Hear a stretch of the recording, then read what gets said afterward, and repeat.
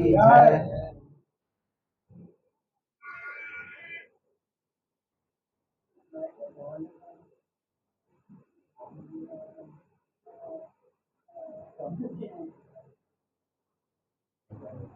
गुरुर्ब्रह्मा गुरुर्विष्णु गुरुर्देवो महेश्वरा गुरुर्साक्षात् परब्रह्म तस्मै श्री गुरुवे नमः। ध्यानमूलं गुरोर्मूर्ति पूजामूलं गुरुपदम् मंत्रमूलं गुरुर्वाक्यं मोक्षमूलं गुरुकृपा गुरुर्देवो गुरुर्धर्मो गुरुर्निष्ठा परं तपः गुरुर्परतरं नास्ति नास्ति तस्मै श्री गुरुवे नमः।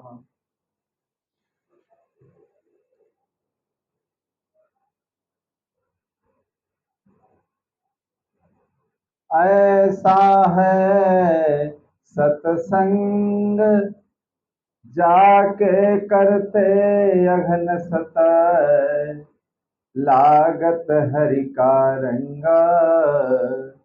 अभागत संशय शोक भ्रम लागत हरि का रंग भागत संशय शोक भ्रम। जैसे कुसंग का रंग मनुष्य के लग जाता है, इसी प्रकार सत्संग का रंग भी लग जाता है। लेकिन कुसंग का रंग जल्दी लगता है और सत्संग का रंग इतनी जल्दी नहीं लगता है। सत्संग में बुलाने से भी लोग दूर भागते हैं, लेकिन कुसंग में बुलाना नहीं पड़ता है, फिर भी लोग वहां चले जाते हैं। पानी को अगर नीची सतह की तरफ ले जाना है तो देखिए आसानी से पानी भागता है। अगर ऊंचाई की तरफ ले जाना है पानी को तो देखिए उसमें समरसेबुल और मोटर पंप की और बिजली की जरूरत पड़ती है। तो पानी वही पानी देखिए ऊपर जाने के लिए लाचार हो जाता है। तो इसी प्रकार हम लोगों का जो मन है, देखिए ये गंदे काम की तरफ जल्दी भागता है। गंदे काम की तरफ जल्दी भागता है और गंदे काम करने में देखिए तनिक भी ये शर्माता नहीं। और अच्छे काम करने में छप्पर आप महीनों तक छाओ, लेकिन फूकने में 1 मिनट नहीं लगता, तुरंत आग लगा दो, जल करके राख हो जाएगा। तो जीवन भर आदमी सीखता रहे, लेकिन अगर जिंदगी भर की कमाई एक दिन में फूकना है तो केवल एक दिन में गलत काम जब कर लेता है तो पूरी जिंदगी की कमाई देखिए उसकी चली जाती। तो इसलिए सदगुरु कहते हैं कि भाई हर व्यक्ति को सत्संग करते रहना चाहिए। सत्संग जब करते रहोगे तो देखिए मन के जितनी कलुषित भावनाएं हैं वो धोती रहेंगी। जहां सत्संग होता हो वहां पर नीति जाओ तुम। जहां सत्संग होता नीति जाओ तुम। जहां सत्संग होता हो वहां पर नीति जाओ तुम। जहां सत्संग होता है वहां पर नीति जाओ। तो जहां सत्संग होता हो वहां पर नित्य जाओ तुम। सत्संग से क्या है? सत्संग देखिए क्या काम करता है, साबुन का काम करता है। साबुन को कपड़े में लगाओगे तो देखिए कपड़े को साबुन जो है कपड़े को साफ कर देता है। इसी प्रकार सत्संग जो है वो जीवन को साफ कर देता है, बढ़िया निर्मल बना देता है, पवित्र हो जाता है। इसीलिए जितना हमें भोजन की जरूरत है, जलपान की जरूरत है, ऑक्सीजन की जरूरत है, देखिए उससे ज्यादा हमारे जीवन में सत्संग की जरूरत है। लेकिन हम लोग करते क्या है, कुसंग में अपने जीवन को गंवा देते। पूरे साल का समय देखिए सब घर गृहस्थी के कामकाज में ही तो समय जाता है। सत्संग साल में अगर एक बार अवसर मिल जाए तो देखिए लोग उस चीज को सुनना पसंद नहीं करते। तो इसीलिए जीवन देखिए हमारा खतरे में रहता है और खतरे के निशान में हमारा जीवन बहता रहता है। तो ऐसा है सत्संग जाके करते अघनसर। सत्संग ऐसा है जिसको करने से देखिए मनुष्य के सारे पाप जो है वो धुल जाते हैं। और सारे पाप जब धुल जाएंगे तो क्या होगा, मनुष्य के जीवन में परिवर्तन आ जाएगा और मनुष्य का जीवन देखिए निष्कपट हो जाएगा, निर्छल हो जाएगा, पवित्र हो जाएगा। तो जितना हमारा जीवन निष्कपट होता जाएगा, जितना हमारा जीवन निर्छल होता जाएगा, उतना देखिए हम भक्ति और भावना की तरफ हम बढ़ते जाएंगे, उतना हमारे अंदर भक्ति भावना देखिए ऐसे अच्छे विचार पनपते चले जाएंगे। तो ऐसा है सत्संग जाके करते अघनसर। लागत हरि का रंग भागत संशय शोक भ्रम। कहते हैं ज्ञान रूपी रंग जब लग जाता है तो सारा संशय शोक भ्रम सबका निवारण हो जाता है।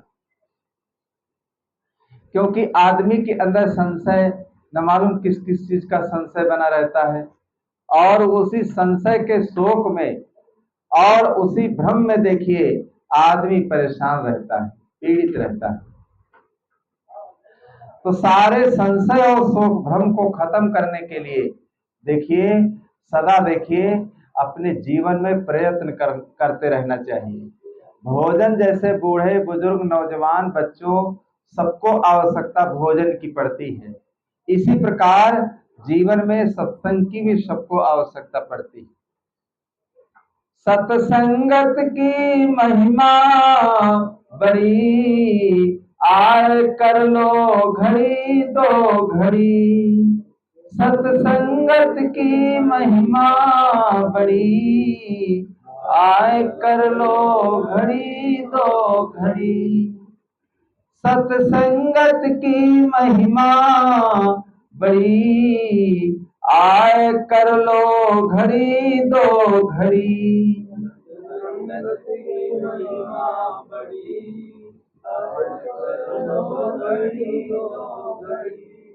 अगर नहीं ज्यादा समय है तो घड़ी दो घड़ी जितना समय हो, कहते हैं सत्संग जरूर करते रहना चाहिए। एक घड़ी आधी घड़ी और आधी में पुनियाद, और तुलसी संगत साध की कटै कोटि अपराध। तो एक घड़ी और आधी घड़ी का सत्संग भी देखिए जीवन को बदल देता है। जीवन में हमारा देखिए एक नया जोश आ जाता है, एक नई रोशनी हमारे जीवन में वो सत्संग पैदा कर देता है। तो इसलिए हर मनुष्य का कर्तव्य होता है कि भाई सत्संग में अपने मन को लगाते रहना चाहिए। ध्यान गुरु के चरण में लगाए चलो रे, ध्यान गुरु के चरण में लगाए चलो रे, अपने जीवन को निर्मल बनाए चलो रे। ध्यान गुरु के चरण में लगाए चलो रे, मुक्त जीवन का लाभ कमाए चलो रे। मुक्त जीवन का लाभ कमाए चलो रे। ध्यान गुरु के चरण में लगाए चलो रे, ध्यान गुरु के चरण में लगाए चलो रे, मुक्त जीवन का लाभ कमाए चलो रे। मुक्त जीवन का लाभ कमाए चलो रे। ध्यान गुरु के चरण में लगाए चलो रे, और मुक्त जीवन का लाभ हो कमाए चलो रे। देखिए, ध्यान को जब अपने एकाग्र रखोगे, ध्यान को अपने शुद्ध रखोगे, तभी तो जीवन में आप कुछ जीवन में आध्यात्मिक और भौतिक काम कर पाओगे। कोई भी काम करने के लिए अगर ध्यान आपका सही नहीं है, ध्यान यदि एकाग्र नहीं है, चित्त अगर आपका बढ़िया शुद्ध नहीं है, तो काम कैसे कर पाओगे। काम केवल करते रहना बेगारवत वो काम नहीं कहलाता। जो काम लगन से किया जाए, उत्साह से किया जाए, साहस से किया जाए, प्रेम से किया जाए, श्रद्धा से किया जाए, काम वो असली होता है। तो जहां पर श्रद्धा भाव प्रेम ये सारी चीजें आ जाती हैं, तो वो जिस काम में अपने मन को हम लगा देते हैं, देखिए वहां हमारा विकास हो जाता है। तो ऐसा है सत्संग, जाके करते अग्न सत, लागत हरि का रंग, भागत संशय शोक भ्रम। तो और सुनाओ भी स्वाब सुनागा, अमंदाल सा सुता सूठी भागा, ताल के तू नहीं गाहरिताही, और इत धज कालो मख गति चाही, अवध करता ही सुता स्वलीनी, अविश्वास सुई आय पुन दीनी, अव्याहयुक्ति तीन नपते ठानी, अगहि पद बोली कुंवरी सयानी। विश्राम सागर में एक कथा आती है मंदालसा की, कि और सुनो विश्वाव सुनागा, मंदालसा सुता सुठी भागा। तो एक मंदालसा नाम की लड़की हुई है, और जो विश्वावस राजा की लड़की थी। तालकेत नाम का राक्षस उसको हरण कर ले गया, जिसे सीता को रावण हरण कर ले गया। तालकेत लैगा हरताही, ऋत ध्वज गालो मखगत चाहे। तो देखे ऋतध्वज जो थे उसको मार करके, बध कर ताहि सुता सोई लीनी, और विश्वावसुई आए पूरी दीनी। उसका वध करके और उस मंदालसा को ले आए और राजा को सौंप दिया कि आप अपनी लड़की की रक्षा करना।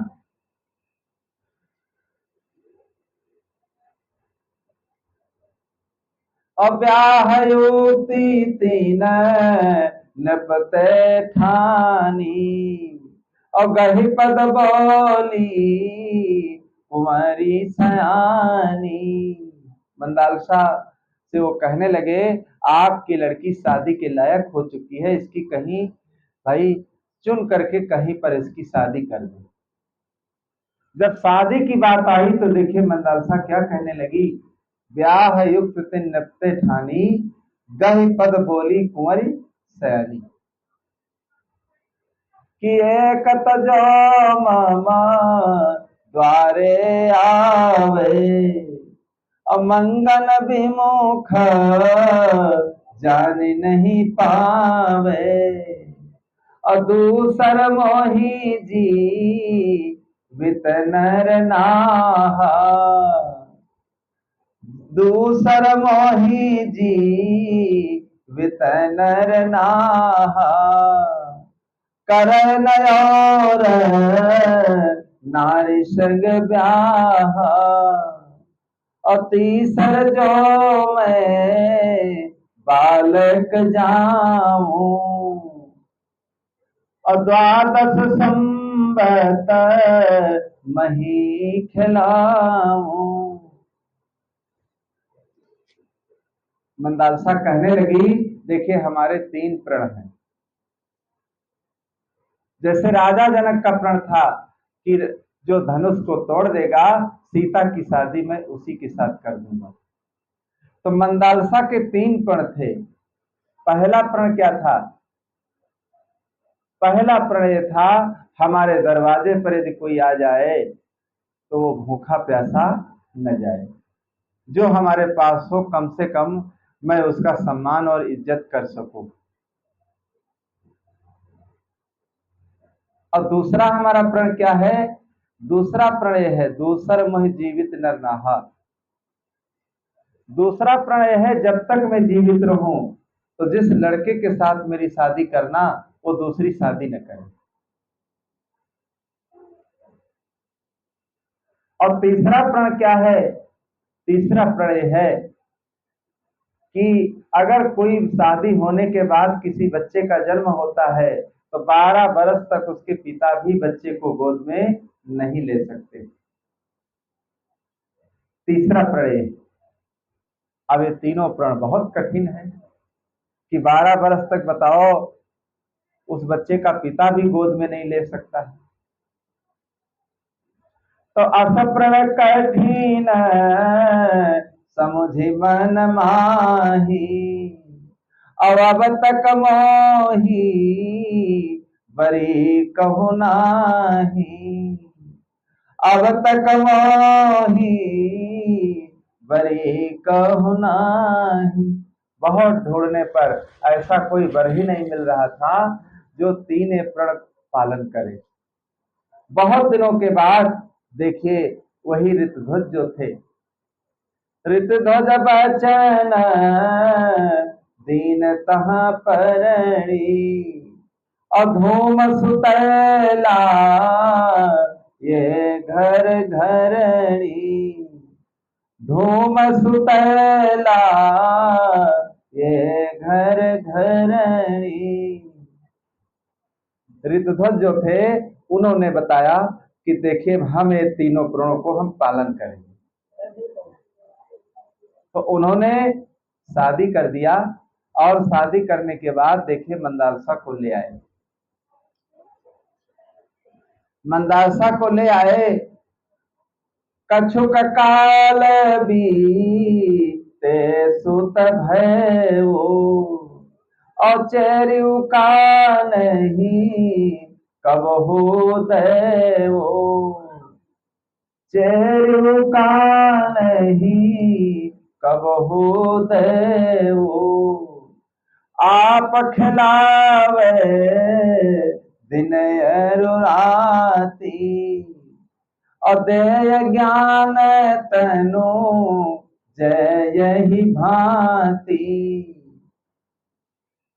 देखिए बच्चे को खिलाती थी, बच्चे को पालती थी, पोसती थी, और क्या कह करके पालती थी? आप खिलावे दिन और राती, और दे ज्ञान तंजय यही भांति। क्या ज्ञान देती थी? कि बड़ी भागी से नरतन पायो, सुर दुर्लभ पुराण श्रुति गायो, और ताहि पाए जीन राम न ध्यावा, धृक जीवन जग बादी गमावा। बच्चे को देखे कैसा ज्ञान देती थी। आदमी का जितना प्रपंच में मन लगता है, बहुत लोग सत्संग में बैठ भी जाते हैं और बैठने के बाद भी उनको संभालना कठिन होता है। और कुछ ऐसे लोग होते हैं पास में सत्संग होता है, पास में ही प्रपंच करते रहते हैं। क्योंकि मन जो है ये दुनियादारी के काम में, दुनियादारी की बातचीत करने में बहुत भागता है। इसको कसना पड़ता है, इसको कसना पड़ता है। और नहीं तो ये मन तुरंत देखिए सत्संग जैसे बंद होता है तुरंत प्रपंच आदमी बातचीत करने लगता है। उसका मन इतना भागने लगता है, मन को एकाग्र करना कठिन होता है। तो वही व्यक्ति मन को एकाग्र कर पाता है जिसके अंदर कुछ ज्ञान है, बोध है, भक्ति है, सत्संग है। नहीं तो इस मन को एकाग्र करना बड़े कठिन का काम है।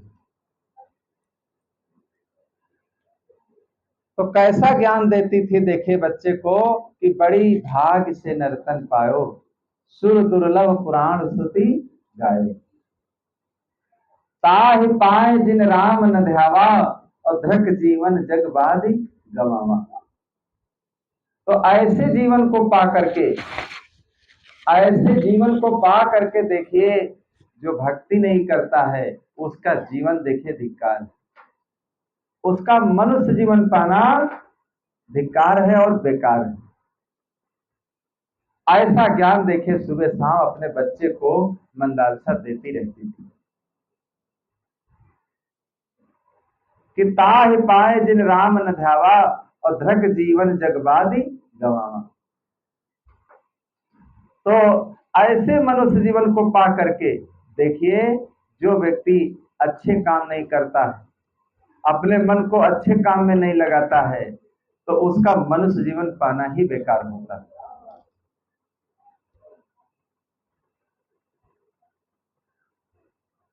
तो यह भांति न खटबाल, पठे बन उपदेश करी, सस्तम भयो भुआल, आय निकट बोले बिलखी, सस्तम भयो भुआल, आय निकट बोले बिलखी। तो यही भातिन खटबाल, पठे बन उपदेश कर। इस प्रकार मंदालसा ने ऐसा ज्ञान दे करके देखिए अपने 6 बालकों को देखिए उसने वन में भेज दिया, 6 बालकों को देखिए जंगल में भेज दिया, साधना करने के लिए, भजन करने के लिए और सत्संग करने के लिए। यही भांतिन खटबाल, पठे बन उपदेश करी, सस्तम भयो भुआल, और आय निकट बोले बिलख। 7वें पुत्र का देखिए जब जन्म होता है तो राजा रानी से आकर के निवेदन करते हैं।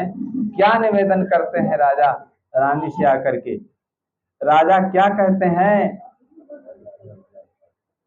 कि है भामिनी सुनी ये मम बाणी, है भामिनी सुनी ये मम बाणी, अभयन वृद्ध हम तुम दो प्राणी, बालक बन पठ यो सब वाछे, करी राजी को हमरे पाछे, करी राजी को हमरे पाछे। राजा कहने लगे कि हे भामिन सुनिए मम बाणी, भयन वृद्ध हम तुम दो प्राणी, कि हे भामिनी हमारी बात को सुनिए, हमारा तुम्हारा बुढ़ापा अब आ गया है, शरीर कमजोर हो गया है, तो हे भामिन सुनिए मम बाणी, भयन वृद्ध हम तुम दो प्राणी, बालक बन पठयो सब आछे, करी राज को हमरे पाछे। राजा कहने लगे कि 7 बालकों को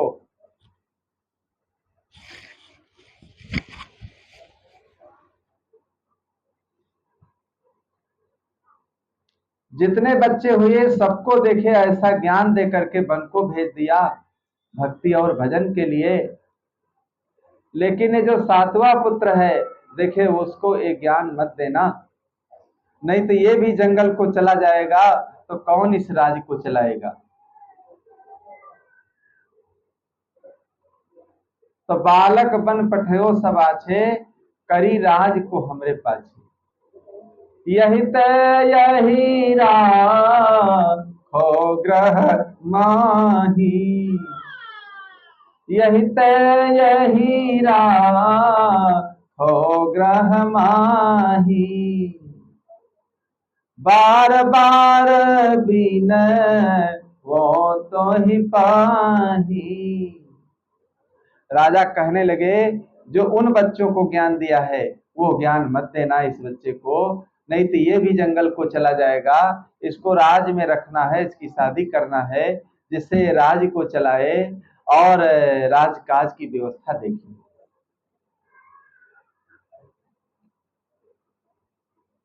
तो रानी ने कहा ठीक है, हम इस बच्चे को ज्ञान नहीं देंगे। तो सुन पति बचन पुत्र घर राख्यो, तासे ज्ञान कछु नहीं भाख्यो, तासे ज्ञान कछु नहीं भाख्यो, परनित सोचे करे अपारा, और परी नरक यहाँ पुत्र हमारा, परी नरक यहाँ पुत्र हमारा। देखिए, वो ज्ञान तो नहीं दिया, लेकिन रात दिन सोचती थी कि देखिए हमारे अन्य बच्चे देखिए सब वन को चले गए, लेकिन ये हमारा जो लड़का आखिरी है, लास्ट का है, ये नरक जाएगा, तो कौन ऐसा ज्ञान मैं इसको दे दूं। तब देखिए मंदालसा ने क्या किया। तब एक यंत्र बांधि भुज दीन हो, अब विपत्ति परे या मैं सोए कीन हो, विपत्ति परे या मैं सोए कीन हो। तो मंदालसा ने क्या किया, एक देखे तवीजा बना करके उसके हाथ में बांध दिया, और तवीजा में लिख दिया, और लिख करके उसमें बांध दिया। तब एक यंत्र बांझ बुझ दीनो, विपत्ति परे या में सोई कीनो। बेटा, अगर तुम्हारे जीवन में कोई आपत्ति आ जाए, विपत्ति आ जाए, संकट आ जाए, तो इसको खोल करके तुम पढ़ लेना, और इसमें जो लिखा हो तो वही करना। तो कुछ दिन बीते दो मरी अलरक राजा भय, राजा भय। कुछ दिन पर राजा रानी का देहांत हो, देहांत हो जाने के बाद देखिए सातवां जो पुत्र था वो राजगद्दी पर बैठाया गया। तो बन बंधु गए आए, तजौराजी बड़ दो सुनाए, तजौराजी बड़ दो सुनाए। जो वन को ही चले गए थे, जंगल में साधना कर रहे थे, जब उन्होंने सुना कि माता पिता